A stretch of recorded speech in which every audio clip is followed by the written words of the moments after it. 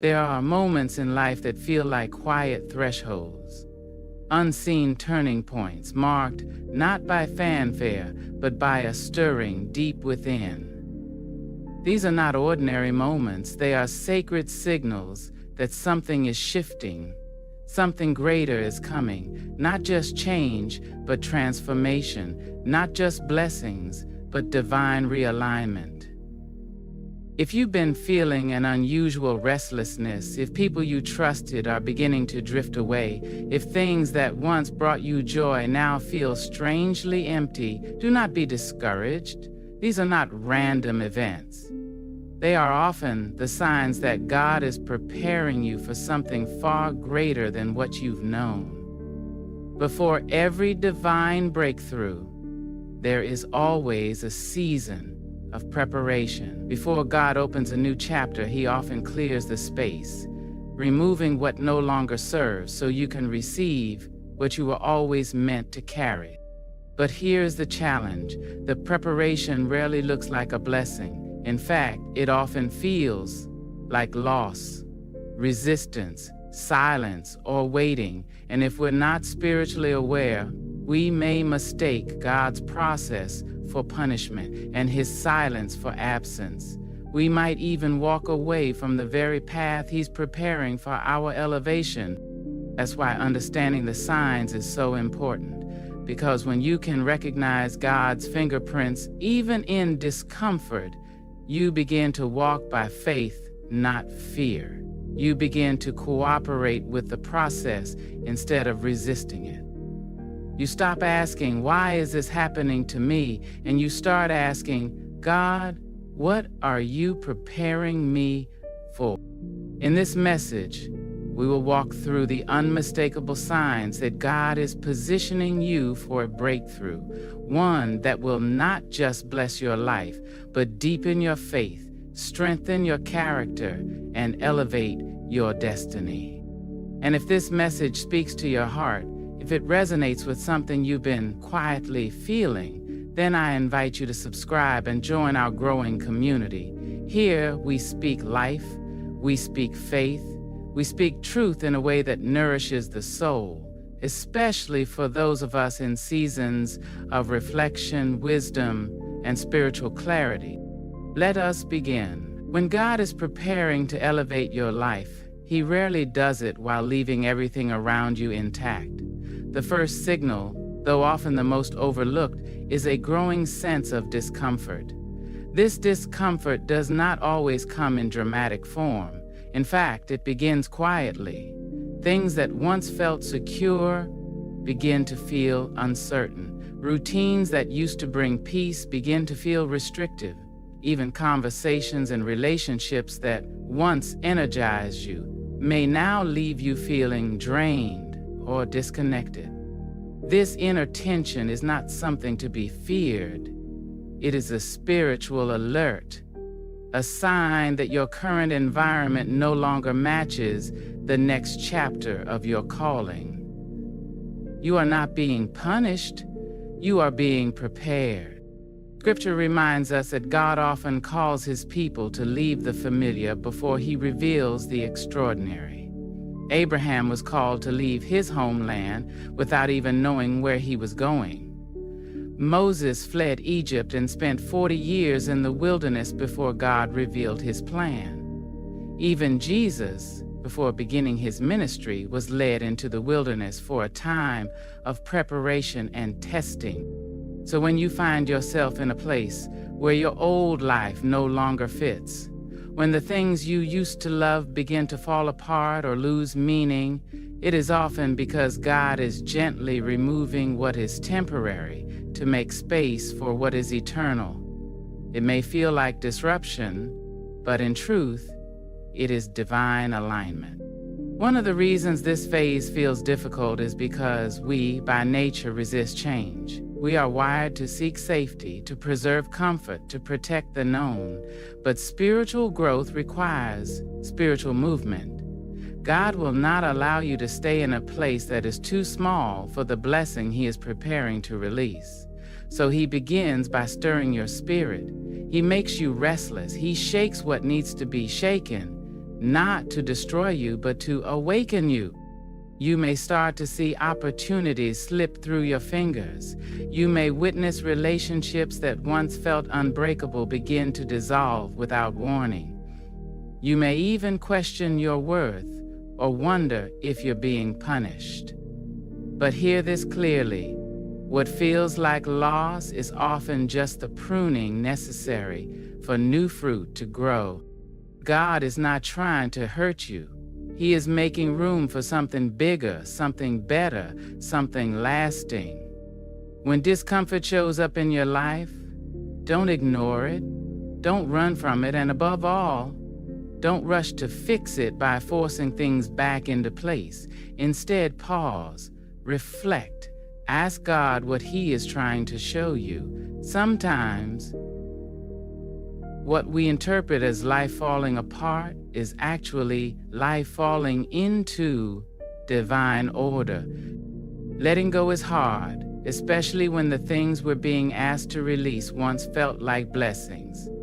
But as you will soon see, the most profound blessings often require us to walk away from what once felt like home. This is not the end of your stability. It is the beginning of your elevation. If discomfort is the whisper of change, then resistance is the thunder that follows. It is louder, more confrontational. It shakes the ground beneath your feet, and yet it too is a divine sign, one that confirms that you are walking towards something spiritually significant. Many people assume that when the path is difficult, it must mean they're headed in the wrong direction. But in God's economy, the opposite is often true. The intensity of resistance you face can be a direct indicator of the size of the blessing that awaits you. Understand this. The enemy does not wage war against what is no threat to his agenda. He doesn't waste his attacks on lives that are stagnant or indifferent. But the moment you start to move forward, when you begin walking toward purpose, obedience, and alignment with God's will, expect resistance to arise. Not because you are losing, but because you are getting close. This resistance comes in many forms: delays that make no sense, closed doors you thought were already open, conflicts with people who once supported you, financial pressures, emotional fatigue, unexplained anxiety. Sometimes, you may even face ridicule or judgment for decisions that are grounded in faith, but misunderstood by those around you. Even in Scripture, we see this pattern. Joseph was given a divine dream, only to be thrown into a pit by his own brothers. David was anointed king, but spent years hiding in caves from Saul. Nehemiah set out to rebuild Jerusalem's walls and was met with relentless opposition, and Jesus, after his baptism and before his miracles, was led into the wilderness to be tested by the enemy himself. So when resistance appears, take a moment to reframe it. Ask yourself, why now? Why does the pressure seem to increase the closer I get to peace? Why does confusion rise just as clarity begins to dawn? Why do I feel more spiritual attacks at the very moment I decide to trust God fully? The answer is simple. You are approaching a threshold. The resistance is not evidence of abandonment. It is evidence of momentum. It's proof that what you're doing, what you're believing, is touching something eternal. Yes, the enemy will try to make you retreat. He'll use doubt. He'll stir fear. He'll try to isolate you. But if you can recognize the battle for what it is, a distraction, a test, a last-ditch effort to discourage your faith, you can stand your ground and refuse to give in. There is power in spiritual endurance. When you decide that your faith will not bend under pressure, you strip the enemy of his most effective weapon, intimidation, and you begin to build the kind of spiritual muscle that not only withstands resistance, but grow stronger because of it. So, if you're in a season where the struggle seems relentless, where obstacles appear one after another, hold on. Keep your heart focused. Keep your prayers steady. Because the size of the resistance is often a clue to the size of the revelation that's coming. You are not being blocked. You are being fortified. There is perhaps no test of faith more difficult than the silence of God. When discomfort stirs your soul and resistance challenges your path, you at least feel motion, tension perhaps, but activity. But when God is silent, it can feel like the world has gone still. You pray and hear nothing. You seek and find no response. You knock and the door remains closed. No signs, no dreams, no answers. This is the part of the process where many people begin to question everything. Has God forgotten me? Did I take a wrong turn? Why is heaven so quiet when I need direction the most? But let us be clear, God's silence is never indifference. It is never abandonment. It is not a sign that you've gone unnoticed, but rather a sign that something sacred is unfolding quietly, deeply, and often invisibly. In the spiritual journey, silence is not the absence of God's presence. It is the intensifying of His purpose. Throughout Scripture, divine silence precedes divine power. After Jesus was crucified, there were 3 days of silence. No miracles, no messages, just silence and mourning. But on the 3rd day, heaven moved with a force that changed eternity. The resurrection did not break the silence, it was the purpose of it.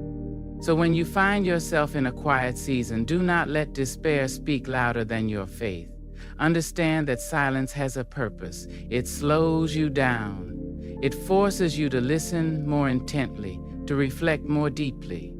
It is in silence that God often reshapes our character. It is in silence that our hearts are softened, our motives purified, our trust refined. This is where spiritual maturity is tested, not by how loud you can worship, but by how still you can wait, not by how quickly your prayers are answered, but by how patiently you can hold on when they are not. Silence, in truth, is a sacred space.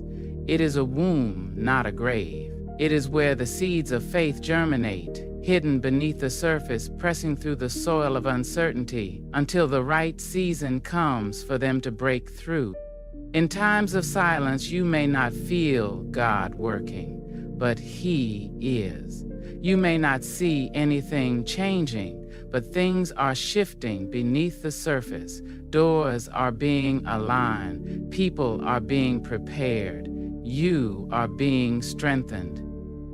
It is often only in hindsight that we realize the silence wasn't empty. It was full of divine orchestration, full of preparation, full of grace. So if you are in a season where God seems quiet, do not walk away. Do not grow bitter. Do not let the enemy use silence as a weapon of doubt. Instead, lean in with greater reverence. Ask not, why is God silent? But what is He preparing me for? Because when God breaks the silence, it is never random. It is always purposeful. And when that moment comes, it will be sudden, undeniable, and worth every second you spent waiting in the dark. There comes a point in every divine journey when God asks something of you, something personal, something precious. He asks you to let go. Not because He wants to take from you, but because He wants to give you more. And often, before God blesses you in a new way, He calls you to release something from the old. This letting go may not always make sense in the moment. You might be asked to walk away from a relationship that once felt safe.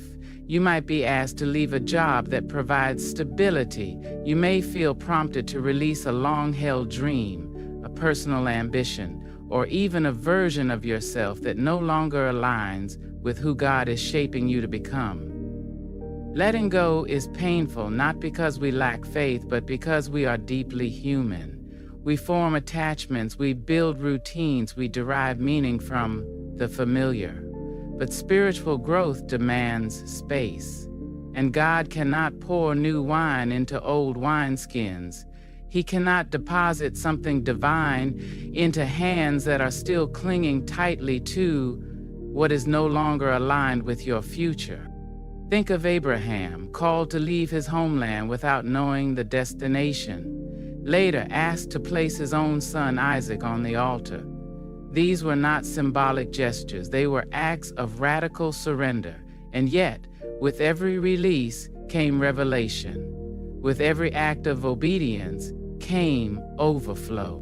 We see this again in the life of Ruth, who let go of her homeland and followed Naomi into unfamiliar territory. It was only after her surrender that she met Boaz and stepped into divine favor. Even the disciples had to leave their nets, their careers, their livelihoods to follow Jesus. Every departure led to destiny.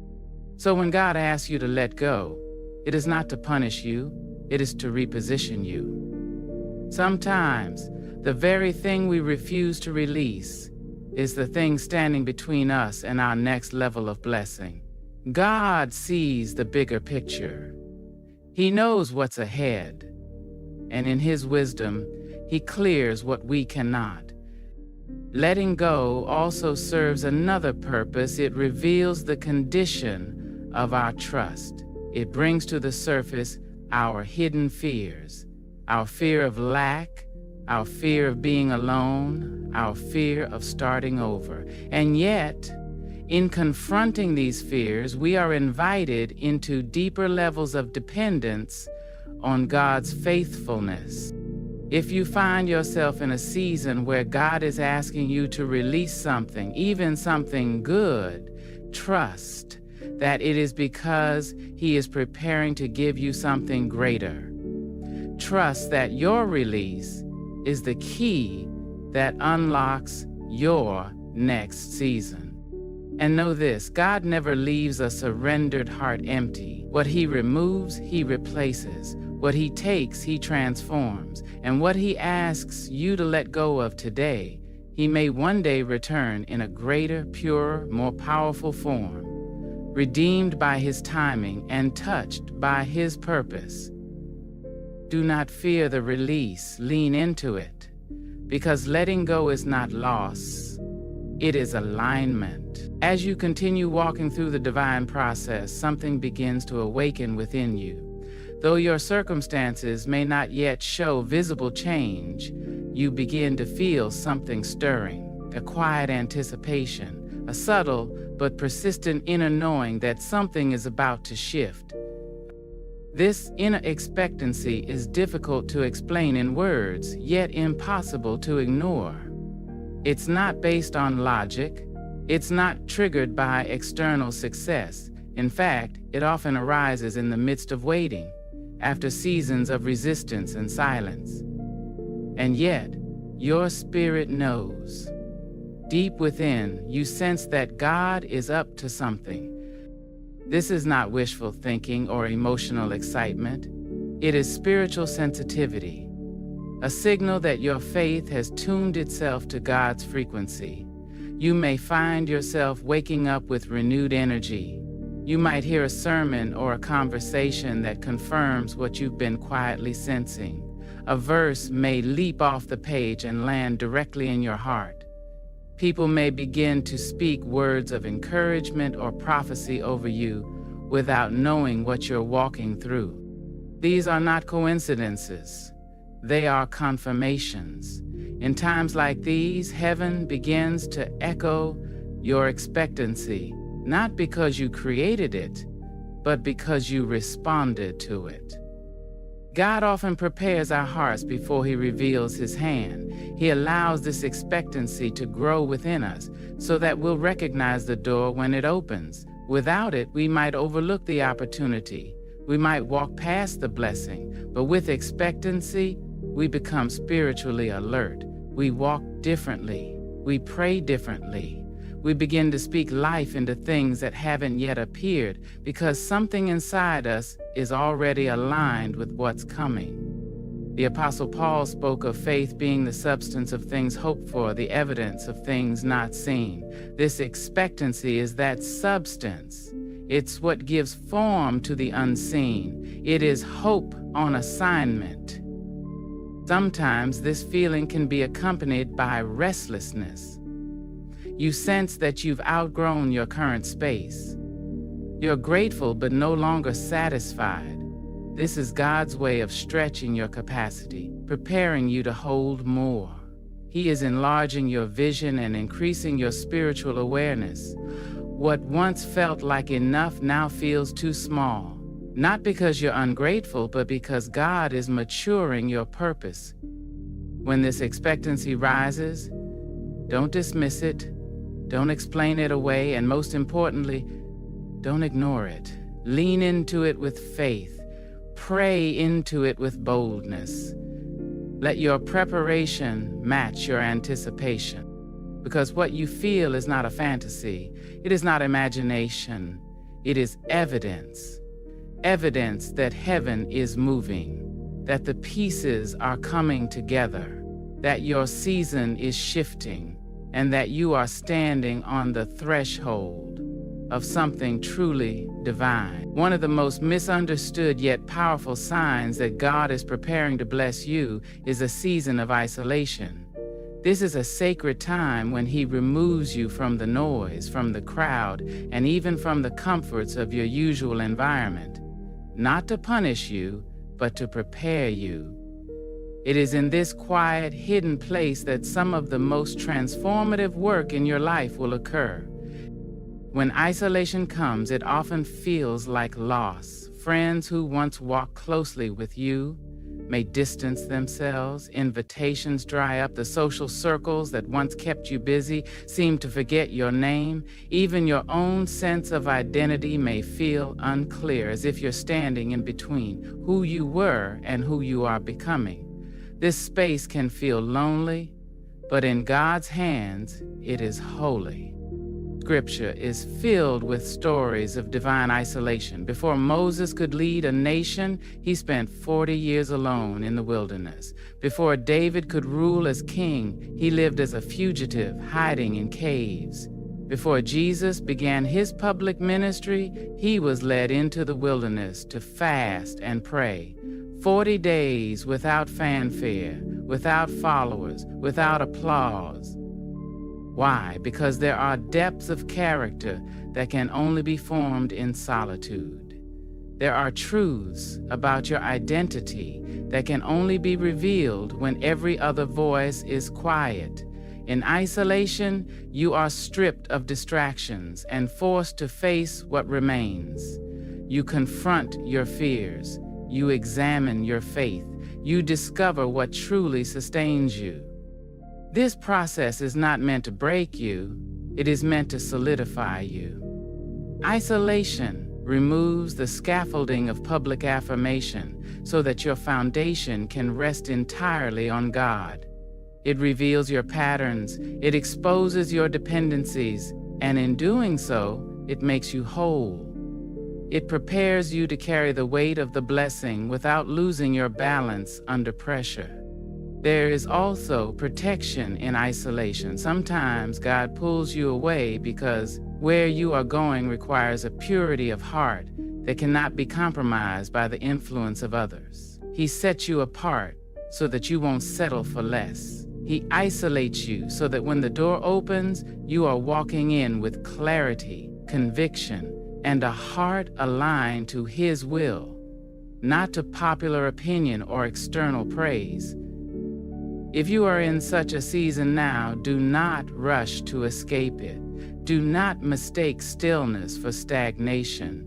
You may feel unseen, but you are not forgotten. You are being hidden, not to be overlooked, but to be refined. Lean into the silence. Listen more deeply. Allow God to do the work that only He can do when the world has been turned down low. Because when this season ends, and it will, you will emerge stronger, wiser, sharper, more focused. You will not be who you were when you entered. You will be someone entirely more prepared for what God is about to place in your hands. As God draws you closer to your breakthrough, one of the most beautiful yet subtle signs is a deepening of your spiritual hunger. This hunger does not come from emotional desire or religious obligation. It is birthed in the soul. It is a quiet yearning for something more, a longing to be near to God, to dwell in His presence, and to understand His voice with greater clarity. You may begin to notice that the things which once satisfied you no longer hold the same appeal. The conversations that once kept your interest now feel hollow. The entertainment that used to fill your time begins to feel like noise. The busyness that once distracted you begins to lose its grip. This shift is not random, it is intentional. God is recalibrating your appetite. When He prepares you for a new season, He starts by adjusting what you crave. The Word of God becomes more compelling. Moments of stillness become more meaningful. You may find yourself drawn to prayer in the middle of the day or even in the middle of the night. You might wake with scriptures in your heart or begin to sense His nearness in the quietest of moments. This is not just spiritual growth, it is spiritual alignment. God is fine-tuning your ears to hear Him more clearly. He is sharpening your discernment so you can recognize the difference between what is good and what is God. And in doing so, He is preparing you to carry the blessing He is about to release. This deepened hunger is also an invitation, not one of urgency, but one of intimacy. God is not only preparing your circumstances, He is preparing your heart. He wants you to walk into your next season with Him, not apart from Him. And the way to do that is to draw near. As Jesus said in Matthew 5:6, "Blessed are those who hunger and thirst for righteousness, for they shall be filled." This promise is not passive, it is powerful. If you pursue Him with hunger, He promises to meet you with fullness. This shift in appetite is also a protective measure. When you are hungry for the things of God, you are less likely to be deceived by the distractions of the world. Your heart becomes grounded, your mind becomes clear. You stop chasing what is shallow, and you start seeking what is eternal. And here's something else to consider. Your growing hunger is not only preparing you to receive, it is preparing you to sustain. Because when the blessing comes, you will need depth. You will need the kind of spiritual grounding that doesn't fade when life gets busy again. This hunger builds the roots that will keep you anchored long after the breakthrough has arrived. So if you feel that stirring, if you're finding yourself craving more of God, more of His wisdom, more of His peace, don't ignore it, feed it, lean into it, prioritize it. Because those who hunger will be filled. One of the most challenging and often misunderstood signs that God is preparing you for something greater is the unexpected shift in your relationships. People who once walked closely with you begin to drift. Connections that felt secure weaken without clear reason. Some friends begin to misunderstand you. Others stop showing up altogether. It is natural to feel hurt or confused when these changes occur. After all, many of these relationships were meaningful, perhaps even long-standing. But in God's divine plan, not everyone is assigned to every season of your life. Some people were sent to walk with you only through certain chapters, and when that chapter closes, their role in your journey may come to an end, not out of failure, but out of divine transition. This pruning process is not rejection, it is redirection. It is God's way of removing what cannot go where He is taking you. You see, every blessing requires a new level of alignment, and that alignment includes the people around you. God knows who will encourage your faith and who will distract from it. He knows who will support your growth and who might slowly pull you backward. In His wisdom, He orchestrates a pruning, not to isolate you, but to protect your purpose. Think of Gideon. When he was preparing for battle, God reduced his army from 32,000 to just 300 men. Why? Because not everyone who starts the journey is fit to finish it with you. Some are removed to sharpen your focus. Others are removed to protect your momentum. Jesus Himself experienced relational pruning. In His most critical hour, even His closest disciples could not remain with Him. Yet, that solitude was necessary for Him to fulfill His mission. When people begin to fall away, when support systems shift unexpectedly, do not rush to hold on out of habit or fear. Trust that God is sovereign in relationships, just as He is sovereign in seasons. Sometimes, we grieve the loss of connections that God is gently removing so that He can make space for new ones. Relationships that will challenge you, uplift you, and walk beside you into the future He has prepared. At the same time God removes, He also restores. He will bring new people into your life, those who understand your assignment, who strengthen your walk, and who point you back to Him when you feel weary. These new relationships will not compete with your calling, they will confirm it. And so if you find yourself in a season of unexpected relational change, be at peace. Do not harden your heart. Do not chase after what God is releasing. Let go with grace and trust that what remains and what is to come will be divinely aligned with where you are going. Because the people in your next season are not there to fill empty space. They are there to help you fulfill divine purpose. At a certain point in your preparation, God will not simply speak to your heart. He will call you to move. This is one of the most defining moments in any believer's journey. You will be asked to take a step that defies your comfort, challenges your logic, and stretches your faith beyond familiar boundaries. This is where faith ceases to be theoretical and becomes active, alive, costly. It may come in the form of a decision that others don't understand, leaving a job, starting a ministry, forgiving someone who deeply hurt you, or making a bold move without knowing what comes next. And when that call comes, fear will almost always be nearby. Fear of failure, fear of lack, fear of judgment, fear of the unknown. But remember this, the very nature of faith requires risk. Hebrews 11:8 tells us that Abraham obeyed and went, even though he did not know where he was going. That is the essence of trust. Not walking by sight, but by obedience. The path God sets before you may not come with detailed instructions.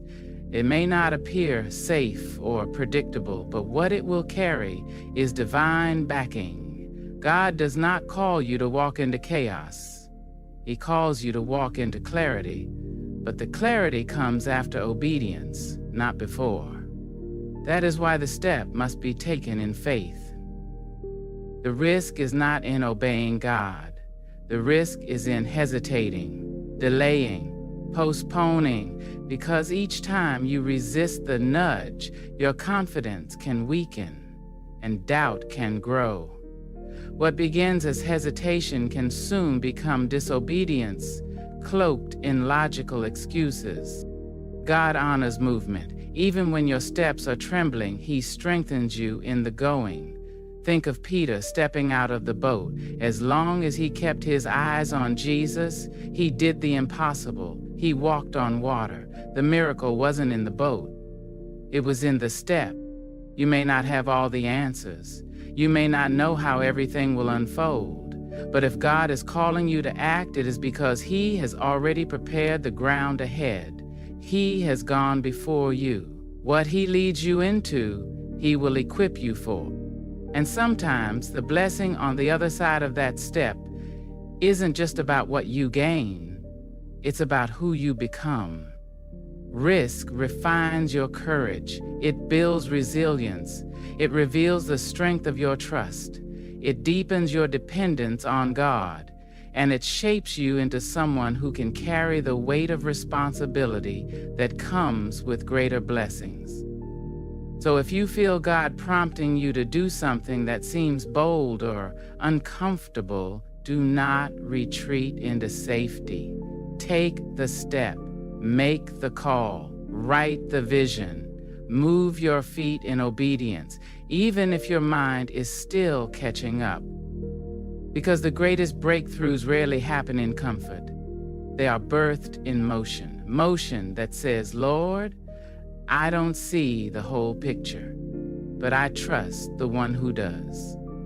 There is one test in the divine process that touches every heart, regardless of background, age, or spiritual maturity, and that is the test of patience. This test does not challenge your strength or your talent. It challenges your trust in God's timing. When you've prayed fervently, obeyed faithfully, endured discomfort, and still find yourself waiting, the silence can grow heavier.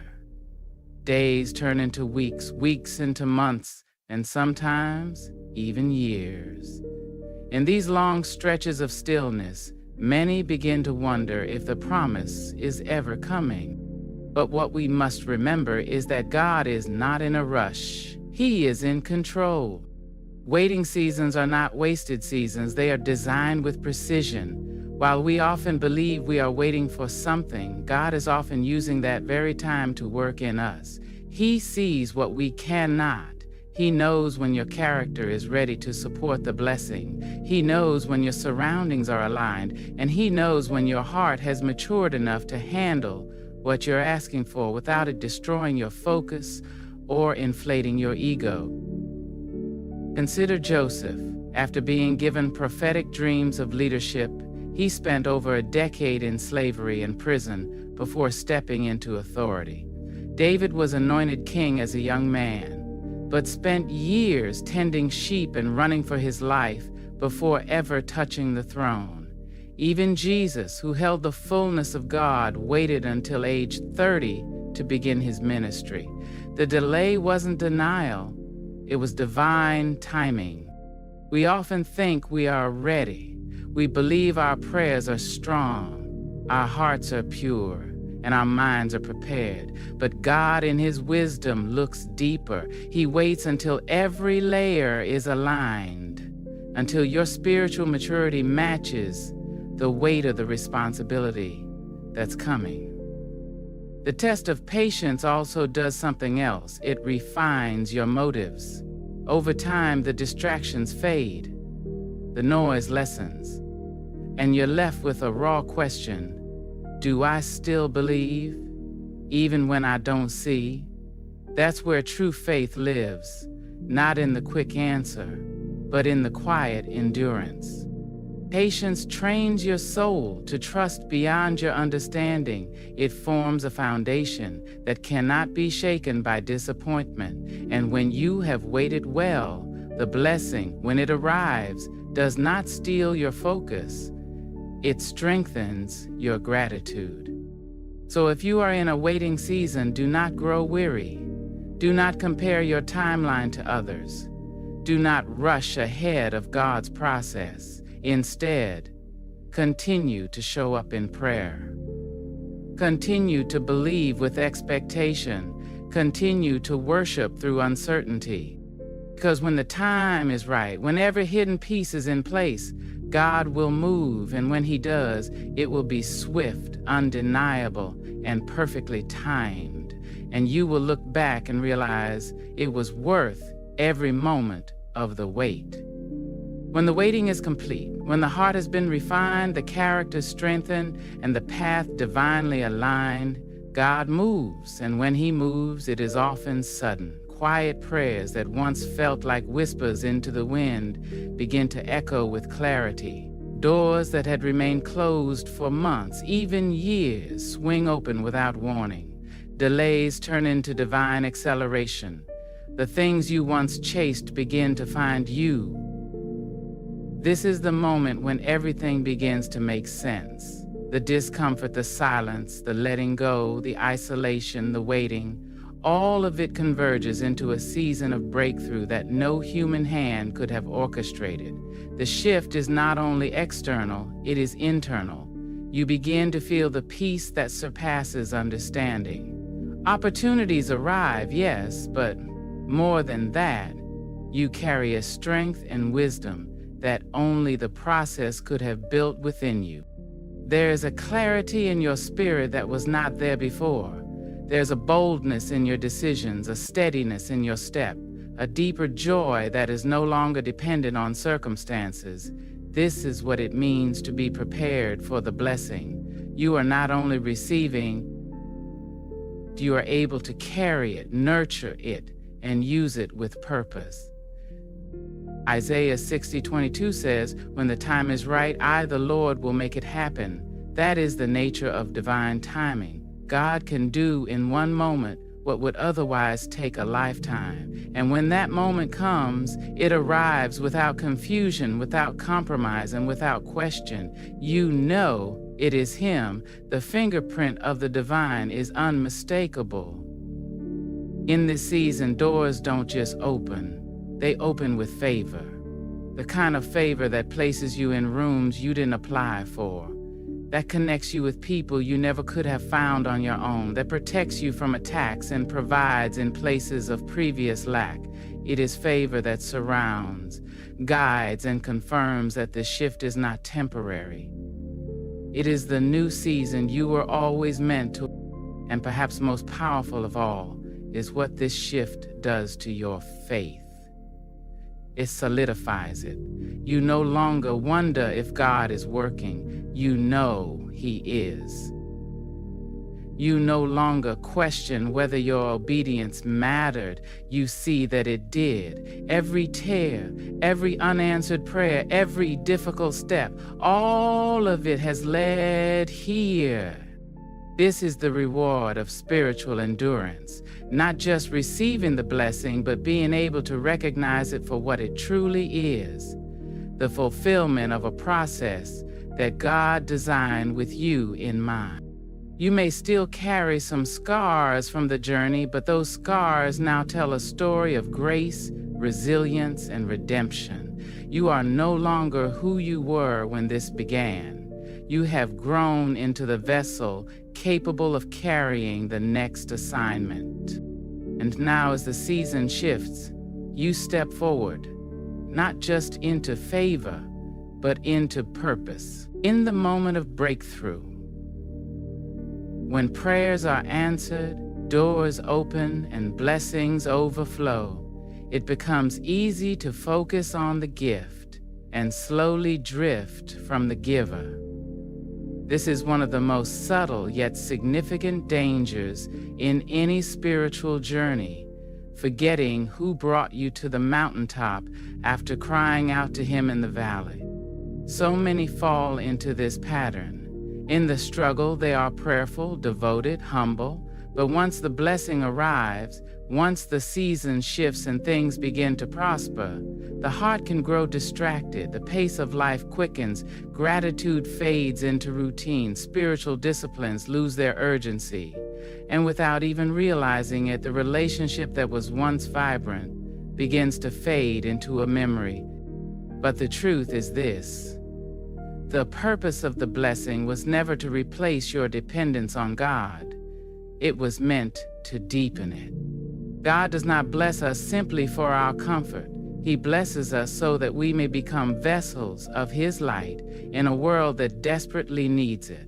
Your elevation is not only a reward, it is a responsibility. The resources He places in your hand are meant to be used with intention, The wisdom he deposits in your spirit is meant to guide others. The influence he grants is meant to reflect his glory, not your own. That's why the most important question after a blessing is not, how much have I received, but what will I do with what I've been given? Deuteronomy 8 warns us not to forget the Lord when we have eaten and are full, when our houses are built and our silver and gold increase. It's a sobering reminder that the most dangerous spiritual position is not in lack, but in abundance without gratitude. So how do we stay anchored? We return to the posture we held in the process. We continue to pray, not because we need something, but because we love someone. We continue to serve, not for recognition, but from remembrance. We continue to give, not from obligation, but from overflowing trust, that he who provided once will always provide again. We remain humble, because every open door was opened by grace, every opportunity, every healing, every connection. It was all orchestrated by a loving God who saw beyond what we could see. Let your success become a platform for testimony. Let your blessing point others back to the source. Live in such a way that when people see your life, they don't only admire your growth, they sense the presence of God in it. Do not let the mountaintop make you forget the climb, and never let the gift distract you from the giver. If you are seeing these signs in your life, discomfort, resistance, silence, release, expectancy, isolation, spiritual hunger, relational pruning, risk, and waiting, then hear this clearly. You are not being broken. You are being built. You are not being buried. You are being planted. And soon what was hidden will rise. You are standing on the edge of something sacred. A shift is near. Not just in your external life, but in your spirit, your perspective, and your divine assignment. Everything you have walked through has been leading to this moment. Every delay was a redirection. Every trial was a test. Every tear was a seed. And the harvest is coming. But don't wait for the breakthrough to prepare. Prepare now. Prepare your heart, prepare your mind, prepare your habits and your relationships. Begin living in agreement with what God has already whispered into your spirit. Walk in the confidence of a child who knows their father is faithful. This is your season to rise, not in pride, but in purpose, to step forward, not with fear, but with faith, to declare, even if only in your spirit, Lord, I'm ready for what you've prepared for me. I may not see the whole picture, but I trust the one who does. And remember, God's blessings are never just about accumulation. They are about alignment. They are not just for your comfort. They are for your calling. What he places in your hands, he intends to use for his glory. So stay rooted, stay grateful, stay expectant. Because when God moves, he moves suddenly. When he blesses abundantly. And when he opens a door, no one, no fear, no failure, no force can shut it. So get ready. Keep your heart soft, keep your spirit focused, keep your eyes on him. And when it happens, when the breakthrough comes, you will not be surprised, you will be prepared. Because you'll look back and know every test, every struggle, every waiting season was worth it. You'll see that God was working the whole time, not just on the blessing, but on you. If this message has resonated with your spirit, if you felt seen, strengthened, or encouraged, then I invite you to join our growing community. Subscribe to this channel, share this message with someone who needs hope, and stay connected as we continue walking this journey of faith together. There is more to come, and the best is yet ahead.